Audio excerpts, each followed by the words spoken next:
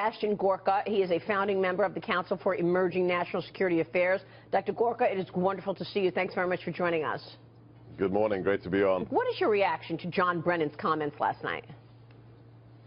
A little bit surprised. He gave this long interview in which he said that the threat is maybe out there and ISIS is trying. ISIS isn't trying. ISIS has succeeded. If you look at the fact that since Abu Bakr al-Baghdadi declared the caliphate in summer of 2014, we have killed or arrested over 90 people in America with links to ISIS. So, the threat is real. The threat is here, whether it's Malik and Farouk on social media after the attack in San Bernardino. This isn't a theoretical threat.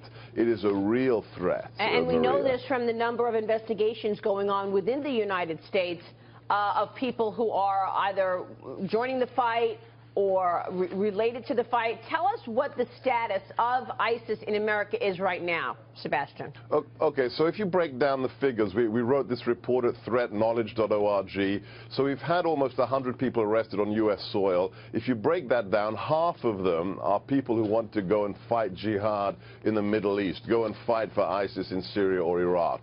20% of those are facilitators, people that are talent spotting, recruiting, buying the plane tickets to Turkey. But the really scary thing, and this is what Brennan really should be talking about, is 30% of the people we have interdicted had decided the best way to serve ISIS is to kill Americans here on U.S. soil. As you said, the director of the FBI, Director Comey, has said there are ongoing investigations, more than 900 leads right now in all 50 states. And that isn't jihadi cases, that's specifically ISIS, Maria. Wow. Dagan. Sebastian, is the government doing enough in terms of counter-propaganda, if you will? Yeah. The FBI, I don't know if you saw it, the FBI came out with this GOAT video game for basically aimed at children to try and not prevent them from being radicalized. And if you look at it, it's quite frankly laughable. And it kind of goes to the fact of what our government isn't doing.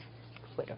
When it comes to the propaganda war, we are still in the kindergarten, we're in the pre-K, and ISIS is in grad school. They're eating our lunch every day in the propaganda domain, whether it's with their magazine, Dabik, the ISIS English language internet magazine, whether it's their presence on social media, their use of encrypted means of communication.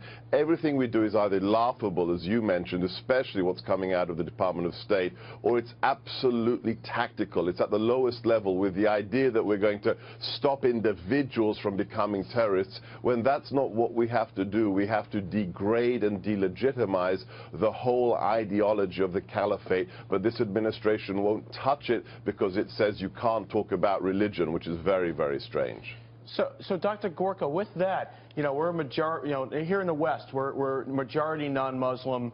What place do we have trying to establish legitimacy for any interpretation of Islam? Is this something that needs to be solved within the Islamic world? Is there really anything the West can do about this? Great question. We have to be part of this the same way we were during the Cold War. We have to help those in the region fight this fight. There are some very brave Muslim reformers on the internet. There are people like General Sisi, King Abdullah II of Jordan. We have to help them in the same way that we helped people in Europe. Remember, the CIA owned publishing houses in Europe, whole publishing houses, to push back on communist ideology during the Cold War. Today, we are just not present. We are absent in the war, and we're not helping our allies, the good guy Sunnis, like the Jordanians, like the Egyptians, fight this fight and win it for us. Any thoughts on the debate in terms of who had a plan to do just that, Dr. Gorka? When it comes to that, I'm not really seeing it. I've been impressed on national security issues in general. In the past with Carly, she's been very good. Now we have Senator Cruz, Senator Rubio being very vociferous, very, very strong. I don't see the details with Mr. Trump. So this will be a national security election as far as I'm concerned. So I want to see more details exactly on this issue of ideology. All right. And you think that an ISIS attack is imminent? We published a report a week before San Bernardino, after Paris, saying the type of attack we saw in Paris is not a question of if in America, it's a question of when, and our assessment has not changed, Maria. Wow.